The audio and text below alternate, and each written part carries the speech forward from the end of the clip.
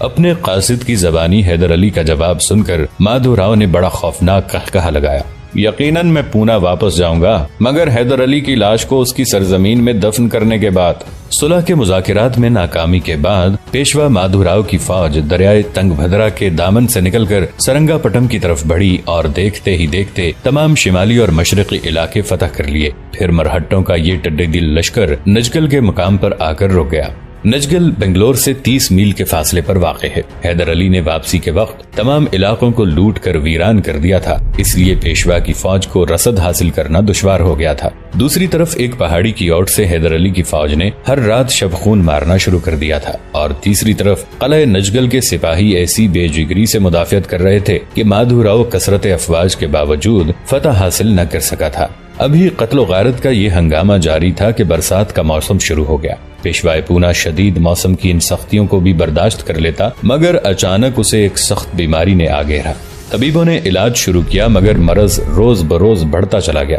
مجبوراً مادھو راؤ پونا کی طرف لوٹ گیا، مگر جاتے جاتے اپنے وزیر اعظم نانا قرنویس اور سپہ سالار ترمک راؤ سے کہتا گیا، میں ان دو باتوں کے سوا کسی تیسری بات پر رضامند نہیں ہوں گا، حیدر علی کی موت یا اس کی طرف سے پروانہ غلامی۔ پیشوا کی واپسی کی خبر سن کر حیدر علی نے کسی قدر سکون کا سانس لیا، مگر والی میسور کا یہ سکون بہت عارضی تھا۔ مادھو راؤ کے جاتے ہی سپہ سالار ترمک راؤ نے پوری فوج کی کمان اپنے ہاتھ میں لے لی اور لشکروں کی تنظیم نو کرنے کے لیے پیچھے ہٹا۔ ترمک راؤ نے اس حکمت عملی کے ساتھ ساتھ فرقہ پرستی کی بنیاد پر ایک اور خوفناک چال چلی۔ اس نے رتن گری، میرج، ونکٹ گری اور کلستری کے راجاؤں کے علاوہ گتی کے حاکم مراری راؤ کو بھی طلب کر لیا اور ان کے مذہبی جذبات کو ابھارنے کے لیے صاف صاف کہہ دیا، تم بھی ہندو ہو اور میں بھی ہندو۔ میرا دیرینہ خواب یہی ہے کہ میں علاقے میں مکمل طور پر ہندو راج قائم کروں۔ میرے خواب کو تمہارے وسائل اور سپاہیوں کے خون کی ضرورت ہے۔ میں چاہتا ہوں کہ یہ سرزمین مسلمانوں کے وجود سے پاک ہو جائے۔ اگر سیاسی مصلحت کے باعث ہمیں کسی مسلمان حاکم کو برداشت کرنا پڑے تو وہ بھی ہمارا غلام بن کر رہے۔ تمام ہندو راجاؤں نے دیوتاؤں کی قسمیں کھائیں اور اپنے سارے جنگی وسائل مرہٹا سالار ترمک راؤ کو پیش کر دیے۔ نئے انتظامات کے ساتھ ترمک راؤ سرنگا پٹم کی طرف بڑھا۔ اب اس کے سپاہیوں کی تعداد 2 لاکھ سے بھی تجاوز کر گئی تھی۔ نئے حملے کے وقت مرہٹا سالار کے تیور نہایت خطرناک تھے۔ راستے میں جن قلعوں پر حیدر علی کی فوجیں قابض تھیں، وہ طاقت کے اس سیلاب کو روکنے کا تصور بھی نہیں کر سکتی تھیں۔ ترمک راؤ جدھر سے گزرتا وہاں کی تمام کھیتیاں پامال کر دی جاتی تھیں۔ انتہا یہ ہے کہ دیہاتیوں کے جھونپڑوں کو بھی آگ لگا دی گئی تھی۔ اس طرح مرہٹا فوج کا یہ طوفان اپنے راستے کی ہر رکاوٹ کو دور کرتا ہوا سرنگا پٹم کے قریب پہنچ گیا۔ نواب حیدر علی سرنگا پٹم کے دفاع کے لیے تھوڑی سی فوج چھوڑ کر چنٹین کے راستے سے ماگڑی کے جنگل میں آ گیا۔ ماگڑی کے جنگل میں آیا کہ جب مرہٹے دارالحکومت کا محاصرہ کر لیں تو پیچھے سے ان پر حملہ کیا جائے۔ جنگی نقطۂ نظر سے یہ ایک بہترین چال تھی، مگر ترمک راؤ بھی نواب کی اس حرکت سے غافل نہیں تھا۔ نتیجتاً مرہٹا سالار سرنگا پٹم چھوڑ کر نواب حیدر علی کے تعاقب میں میرن کنڈ پہنچا اور اس نے آتے ہی پہاڑی کا محاصرہ کر لیا۔ چند روز معمولی لڑائیوں میں گزرے۔ اس دوران نواب حیدر علی کی فوج شب خون بھی مارتی رہی۔ آخر تنگ آ کر ترمک راؤ نے پہاڑی کا محاصرہ اس قدر تنگ کر دیا کہ نواب کی فوج کو رسد ملنا بند ہو گئی۔ مجبوراً ایک اندھیری رات میں حیدر علی سرنگا پٹم واپس جانے کے خیال سے اپنا توپ خانہ لے کر نکلا۔ بارش کی وجہ سے راستے بہت زیادہ خراب ہو چکے تھے، اس لیے نواب کی فوج نے تھوڑا ہی فاصلہ طے کیا تھا کہ رات ہو گئی۔ اس پر مزید خرابی یہ ہوئی کہ اتفاق سے ایک توپ چل گئی، جس کی آواز سن کر ترمک راؤ چونک اٹھا اور اسے حیدر علی کے فرار ہونے کی خبر مل گئی۔ ترمک راؤ نے فوراً ہی اپنی ایک زبردست فوج حیدر علی کے تعاقب میں روانہ کی اور حکم دیا کہ والی میسور کو اس کی محفوظ بناگاہ تک پہنچنے نہ دیا جائے۔ مرہٹا سپاہی عقب سے گولے بھی برسا رہے تھے اور گولیاں بھی، مگر حیدر علی اپنے انجام سے بے پرواہ ہو کر آگے ہی آگے بڑھتا رہا۔ پھر جب والی میسور شدید کشاکش کے بعد موتی تالاب پر پہنچا تو اس بھیانک حقیقت کا انکشاف ہوا کہ آگے راستہ بند ہے اور دشمن پہلے سے وہاں موجود ہے۔ مرہٹا سپاہی موتی تالاب کے بند پر 8 توپیں رکھے ہوئے گولے برسا رہے تھے۔ اب نہ آگے بڑھنے کی کوئی صورت تھی اور نہ پیچھے جانے کی۔ گویا نواب حیدر علی اور اس کے سپاہی عالم برزخ میں تھے۔ تمام فوجی افسروں کے چہرے سوالیہ نشان بنے ہوئے تھے کہ اب کیا ہوگا۔ سپاہیوں کی آنکھوں میں فکر و پریشانی کی لرزتی ہوئی پرچھائیاں اس سوال کا جواب دے رہی تھیں کہ والی میسور اور اس کے جانثار اپنے انجام کو پہنچ چکے ہیں۔ بس چند ساعتوں کا وقفہ ہے، اس کے بعد میسور کے نگہبان اپنے خون میں نہا جائیں گے اور پھر چاروں طرف لاشوں کے سوا کچھ نظر نہیں آئے گا۔ نواب حیدر علی مرد میدان بھی تھا اور مرد بحران بھی۔ اس نے اس قدر سنگین لمحات میں بھی حواس نہیں کھوئے اور اپنی خداداد جرت و مردانگی سے کام لے کر ایک منتخب فوجی دستے کے ساتھ موتی تالاب کے بند پر حملہ کر دیا۔ یہ حملہ اتنا شدید اور اچانک تھا کہ مرہٹے اپنی توپیں اور دیگر سامان جنگ چھوڑ کر فرار ہو گئے۔ یہاں حیدر علی نے مختصر سا قیام کر کے اپنی منتشر فوج کو جمع کیا۔ ایک دن اور ایک رات سے کسی سپاہی نے کچھ نہیں کھایا تھا، اس لیے پہلے شکم کی آگ بجھائی گئی۔ میسور کے تمام فوجی تھکن سے چور تھے۔ بعض افسروں نے رات بھر کے قیام کا مشورہ دیا، مگر حیدر علی نے ان کی اس تجویز سے اتفاق نہیں کیا اور انتہائی تھکن کے باوجود آگے ہی بڑھتا رہا۔ ابھی حیدر علی اور اس کے سپاہیوں نے تھوڑا ہی فاصلہ طے کیا تھا کہ مرہٹوں کی بڑی توپیں آ گئیں اور ترمک راؤ کے توپچیوں نے پوری شدت کے ساتھ گولے برسانے شروع کر دیے۔ ایک گولہ ٹیپو سلطان کے قریب آ کر پھٹا۔ کچھ دیر کے لیے حیدر علی کی سماعت مفلوج ہو کر رہ گئی۔ وہ بڑے کرب کے ساتھ چیخا، فرزند تم کہاں ہو؟ ٹیپو کے چاروں طرف کثیف دھواں اور گرد و غبار پھیلا ہوا تھا اور ولی عہد سلطنت نظر نہیں آ رہا تھا۔ والی میسور کے ساتھ دیگر فوجی افسر بھی چیخ اٹھے تھے۔ انہیں اندیشہ تھا کہ ٹیپو اور اس کا گھوڑا گولے کی زد میں آ گئے ہیں۔ بعض افسر یہی سمجھ رہے تھے کہ ولی عہد سلطنت کا کام تمام ہو گیا ہے۔ اسی خوف کے زیر اثر فضا میں بہت سی چیخیں گونج رہی تھیں۔ شہزادے آپ کہاں ہیں؟ گولے کے دھماکے سے ٹیپو کا گھوڑا الٹ گیا تھا اور ولی عہد سلطنت چند گز کے فاصلے پر جا گرا تھا۔ پھر اسے سنبھلنے اور اٹھنے میں کچھ دیر لگی۔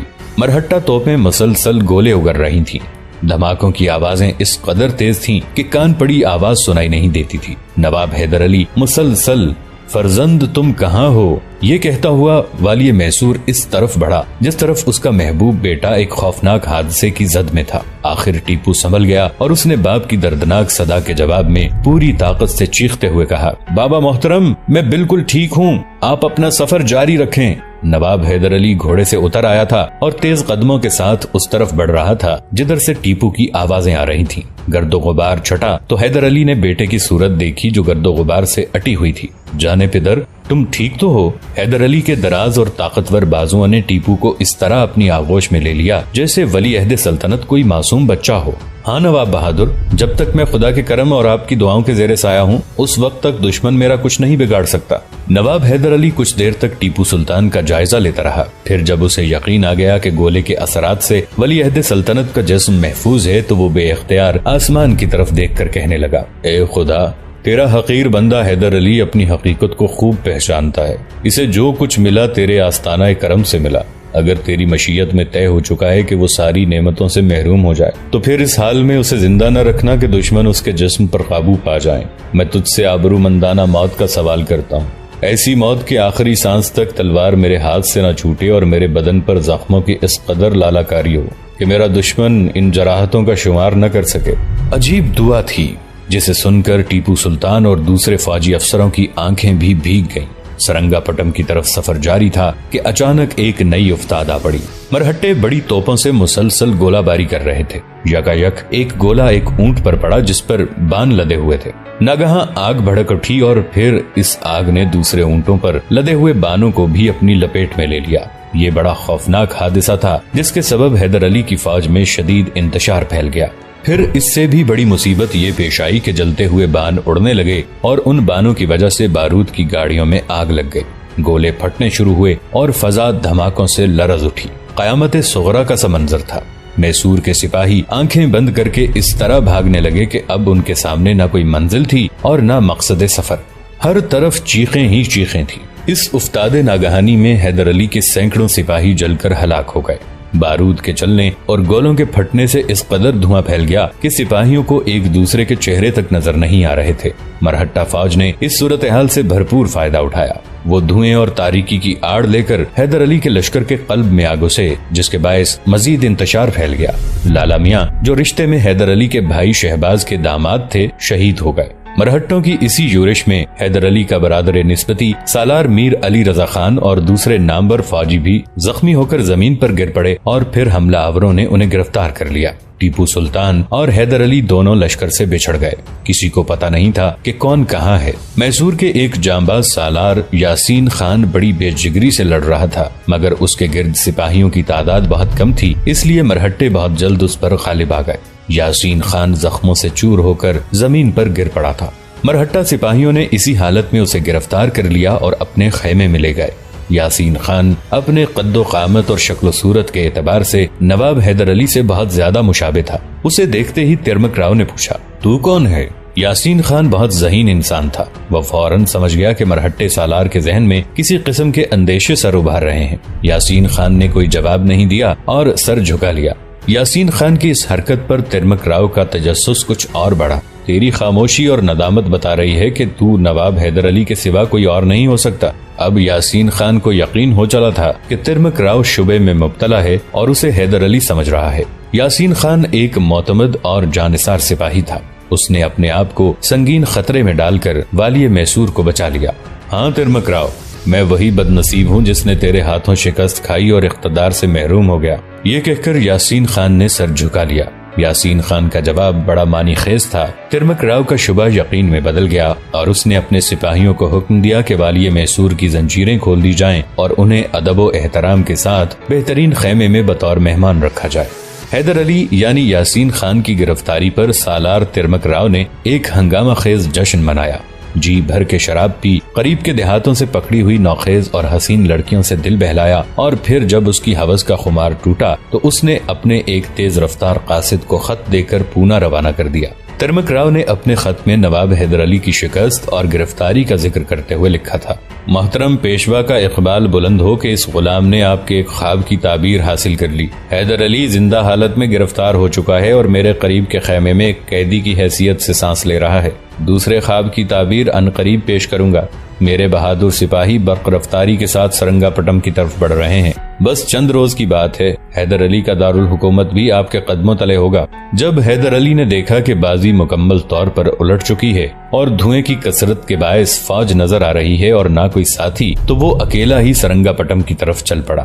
حیدر علی کی زندگی کا یہ بدترین وقت تھا۔ شکست کے آثار مکمل طور پر نمایاں ہو چلے تھے۔ مزید قیامت یہ کہ تمام ساتھی بچھڑ گئے تھے اور محبوب بیٹے کا بھی دور دور تک کوئی نشان نہیں تھا۔ راستے بھر شدید کرب کے عالم میں دعائیں مانگتا رہا، اے بے پناہ کرم والے، وقت کی رفتار تیرے ہی تابع ہے۔ میں اپنی سی کوشش کر کے ہار گیا، اب اگر تو ہی چاہے گا تو یہ گراں وقت ٹلے گا۔ میری فوج کی حفاظت کر، میرے سرداروں کی آبرو رکھ اور میرے بیٹے کو دشمنوں کے فتنہ و شر سے بچا۔ زمین بھی تیری، اقتدار بھی تیرا، تیرے سوا کوئی کارساز نہیں۔ یہ دعا مانگتا ہوا حیدر علی حضرت شاہ قادر ولی رحمت اللہ علیہ کے مزار کے احاطے میں داخل ہوا۔ حضرت شاہ قادر ولی رحمت اللہ علیہ کی درگاہ سرنگا پٹم کے نواح میں واقع ہے اور صدیوں سے اہل ایمان کا مرکز دل و نگاہ ہے۔ قادر ولی رحمت اللہ علیہ اپنے دور میں ایک نامور بزرگ گزرے ہیں۔ یہاں پہنچ کر حیدر علی نے 2 رکعت نماز ادا کی اور پھر دعا مانگتے وقت والی میسور پر گہری رقت طاری ہو گئی۔ ٹیپو سلطان بھی اپنے لشکر سے بچھڑ گیا تھا، بس 2 سپاہی اس کے ساتھ رہ گئے تھے۔ مرہٹہ فوجی ولی عہد سلطنت کے تعاقب میں تھے۔ آخر ٹیپو جان بچانے کے لیے دیہات کے ایک باغ میں داخل ہو گیا۔ شہزادے، آپ کسی مکان میں پناہ لے لیجئے، ہم اسی مقام پر آپ کے گھوڑے کی حفاظت کر رہے ہیں۔ دشمنوں کے تعاقب کا خطرہ ختم ہوتے ہی ہم آپ سے آ ملیں گے، اور اگر خدمت عالی میں حاضر نہ ہو سکیں تو سمجھ لیجئے گا کہ یا تو ہمارے جسم دشمنوں کی تلواروں کا نشانہ بن گئے ہیں یا زنجیروں میں جکڑے گئے ہیں۔ ٹیپو گھوڑے سے اتر کر کچے مکانوں کی طرف بڑھا جن کا سلسلہ دور تک پھیلا ہوا تھا۔ جب ولی عہد سلطنت نے ایک مکان کے دروازے پر دستک دی اور صاحب مکان باہر آیا تو اسے اندازہ ہوا کہ یہ پورا گاؤں ہندو آبادی پر مشتمل ہے۔ ٹیپو جھجک کر رہ گیا۔ ہندو ہی اس کے تعاقب میں تھے اور وہ بھاگتے بھاگتے ایک ہندو ہی کے دروازے تک آ پہنچا تھا۔ میرے بھائی، میں ایک مسافر ہوں جو اپنے قافلے سے بچھڑ گیا ہے، کیا تم ایک رات کے لیے مجھے اپنے مکان میں جگہ دے سکتے ہو؟ صاحب مکان بہت غور سے ولی عہد سلطنت کے چہرے اور فوجی لباس کو دیکھتا رہا، پھر اس کی آنکھوں میں عجیب سی چمک جاگ اٹھی اور وہ کچھ کہے بغیر الٹے پاؤں اپنے گھر کے اندر چلا گیا۔ ٹیپو کو خیال گزرا کہ مالک مکان نے اسے پہچان لیا ہے اور وہ اپنے گھر کے دروازے سے نکل کر محلے داروں کو اس کے بارے میں خبر کرنے گیا ہے۔ इस ख्याल के आते ही टीपू सुल्तान वापस जाने के लिए मुड़ा, मगर दूसरे ही लम्हे एक निस्वानी आवाज उभरी, कुंवर, भगवान के लिए रुक जाइए, जीवन भर की प्रार्थना आज पूरी हुई है। टीपू ने मुड़कर देखा। एक खूबसूरत हिंदू औरत तेजी के साथ दरवाजे से निकली और बेअख्तियार उसके कदमों से लिपट गई। इतने समय बाद तो मेरे भाग जागे हैं, मैं अपने देवता को इस तरह नहीं जाने दूंगी। आहिस्ता बोल, मरहट्टे मेरे ताक़ुब में हैं। टीपू ने औरत की पुरशोर आवाज सुनकर घबराए हुए लहजे में कहा, आप घर के अंदर आ जाइए। मर्द ने टीपू के कदमों को छूते हुए कहा, फिर कोई खतरा बाकी नहीं रहेगा। टीपू तेजी से घर के अंदर दाखिल हुआ। दोनों मियाँ बीवी इस तरह खिदमत में लगे हुए थे जैसे वो उसके ज़रख़रीद गुलाम हों। खाना खाने के बाद टीपू सुल्तान ने उनसे पूछा, कौन हो तुम और मुझे कैसे जानते हो? वली अहद सल्तनत एक चारपाई पर दराज था और औरत और मर्द जमीन पर बैठे हुए थे। टीपू ने बहुत इसरार किया कि वो दोनों भी पलंग पर बैठ जाएं, मगर घर के मालिक यही कहते रहे। आखिर देवता और भक्तों में कोई तो फर्क होना चाहिए। फिर उस खूबसूरत हिंदू औरत ने अश्कबार आंखों के साथ टीपू को बताया, मैं वही देवदासी हूँ जिसकी जिंदगी धर्म के ठेकेदारों ने अजीरन कर दी थी। फिर नवाब बहादुर किसी देवता की तरह आकाश से उतरे और मुझे राजा कृष्णा और खंडेराव के खूनी पंजों से निजात दी। ये मेरे शौहर हैं। हिंदू औरत ने मर्द की तरफ इशारा करते हुए कहा, नवाब बहादुर ने मुझे बेटी की तरह रुखसत किया था। राजकुंवर, उस वक्त आप छोटे थे, मगर मैं आपको किस तरह भूल सकती हूँ। मेरे शौहर मुझे यही इत्तला देने आए थे कि देवता बाहर दरवाजे पर खड़े हैं। टीपू सुल्तान एक हिंदू मर्द और औरत के इस जज्बाए एहसान शनासी से बहुत मुतासिर हुआ। वली अहद सल्तनत ने 2 दिन तक देवदासी के घर में कयाम किया। इस दौरान उसका शौहर टीपू के दोनों सिपाहियों को भी खाना पहुंचाता रहा। फिर जब फजा साफ हो गई और मरहट्टों के ताक़ुब का खतरा टल गया तो टीपू सुल्तान अपने दोनों सिपाहियों के हमरा सरंगापटम की तरफ रवाना हो गया। वली अहद सल्तनत 3 रोज से गायब था और नवाब हैदर अली के इस्तराब में लहजा बलहजा इजाफा होता जा रहा था। वाली मैसूर ने 2 दिन तो बड़े ज़ब्त तहम्मुल से गुजारे, मगर जब तीसरा दिन भी ढलते ढलते शाम तक पहुंच गया तो नवाब हैदर अली ने बड़े जांगुदाज लहजे में दुआ की, ए अल्लाह, अगर मेरे गुनाहों के सबब मेरी दुआएं हद कबूलियत से लौटाई जा रही हैं तो फिर अपने इस महबूब बंदे के तुफैल मुझे माफ कर दे। अभी ये दुआ खत्म होने ही नहीं पाई थी कि टीपू सुल्तान भी रात के अंधेरे में हजरत शाह कादिर वली रहमतुल्लाह अलैह की दरगाह तक पहुंच गया। वली अहद सल्तनत को अपने सामने पाकर नवाब हैदर अली को कुछ देर के लिए सख्ता सा हो गया।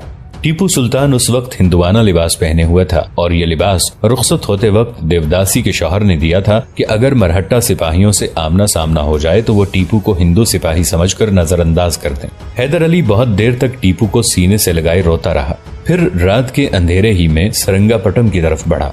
राजमहल में एक कोहराम बरपा था। रियासत के जासूस शजात खान को एक एक लम्हे की खबरें पहुंचा रहे थे कि तिरमक राव की फौजें सरंगापटम से सिर्फ 15 मील दूर हैं और नवाब बहादुर का कहीं कोई पता नहीं है।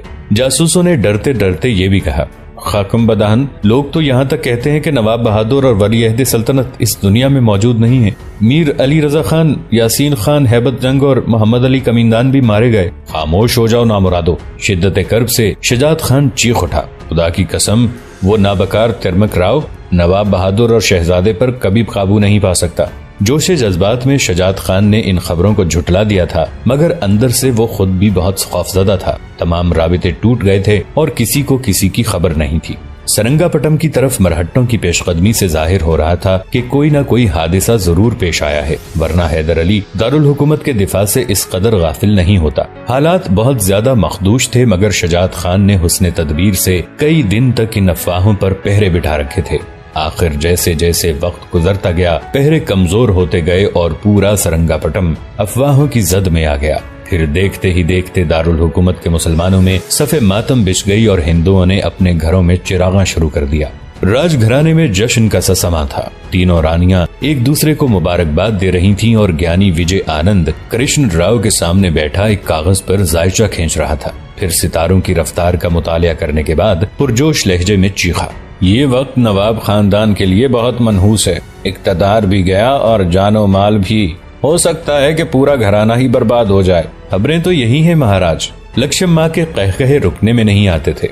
हैदर अली और टीपू के साथ तमाम सरदारान सल्तनत भी मारे जा चुके हैं। अब राजधानी का दिफा करने वाला कोई नहीं। हमारे जासूसों ने इत्तला दी है कि मरहट्टा फौजें सरंगापटम से 15 मील के फासले पर खैमजन हैं। बस चंद घंटों या ज्यादा से ज्यादा 1-2 दिन की बात है। फिर भी आप एक बार और सितारों की चालों का जायजा लें। कहीं कोई बचाव का घर तो नहीं है? नहीं महारानी। विजय आनंद मुख्तलिफ खानों पर उंगली फेरते हुए बोला, मौत और सिर्फ मौत, तबाही और सिर्फ तबाही। दोस्तों, आज के लिए इतना ही। इसी कहानी की अगली किस्त के साथ बहुत जल्द हाजिर होंगे। नीचे कमेंट सेक्शन में अपनी राय का इजहार जरूर कीजिएगा। हमारे इस चैनल को सब्सक्राइब करके नीचे मौजूद बेल आइकन को भी जरूर क्लिक कीजिएगा। अगली मुलाकात तक के लिए हमारा और आपका अल्लाह निगहबान।